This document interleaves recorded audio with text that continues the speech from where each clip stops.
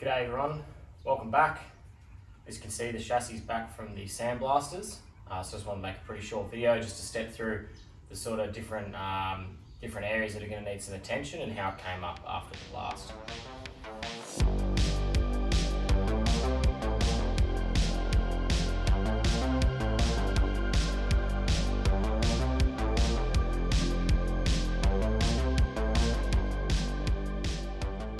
Generally speaking, I'm really happy with the way that this came up.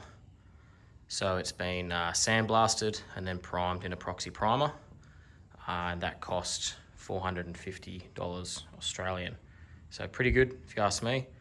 The actual finish on the chassis is probably better than I thought it was as well, and it's really clear to see any areas that are going to need some attention.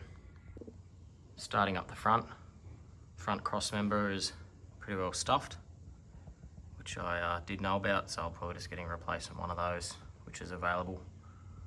Coming back a little bit now, this area of the chassis is one that I was a little bit scared about just because I was pulling quite a few flakes and things out of there. As you can see, there is a bit of pitting and stuff on the back wall there, but nothing's blown through. You can actually, they actually did a pretty good job of getting in there, to be honest. You can sort of see a little bit there. They can actually get quite well into the rails on these 40s. Luckily there's all these holes everywhere, but generally speaking, yeah, that probably came up a bit better than anticipated, which is nice. Back down on the rear left here, one of the spots knew was going to need a fair bit of attention. So this will need a big cutout. This is one of the soft spots I found with the hammer. Definitely have to cut a fair bit of the section out here. Don't know if you can quite see it with the camera, but that internal bottom part of the C channel there is pretty bad. So once I start cutting into that, I'll have to work that out. But there's also this plate across the back, which I might try and fix up. It just literally sits in there like that. It's almost just like a factory gusset. I'll be trying to maybe replace that and copy the one, but to be honest, there's not much strength that's lost through here, so maybe I'll just leave it. As I said, once I cut all this out, I'll be able to have a better look and see what we're dealing with. Now, the rear cross member here really shows the magic of blasting. I knew there was a bit of cancer in here, but once it's come back, that's 10 times worse than it looked prior to blasting. So the other side as well, which I didn't even realise there's anything in there. Not that I've gone looking too closely, but bits that are blown through as well.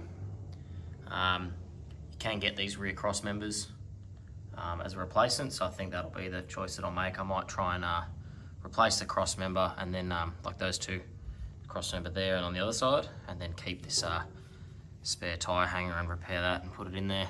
But there will need a bit of work as well in that bottom section of the rail, but it's nice and open. I can replace that section quite easily. As well in these cross members here, you can see that the sort of subframe part there is cracked through. On the other side there's the same signs of the fatigue, so yeah, this whole rear section will need a little bit of work, but like I said, you can actually get replacement cross members and things. So should make the repair a bit easier if you can get the section already prefabricated. Basically just bolt it in and a little bit of welding involved and off you go.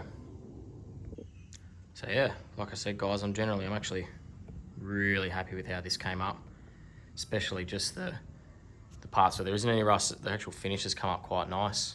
It's looking quite good. As I said, it's obvious the parts I need to repair now, so yeah, time to get into it.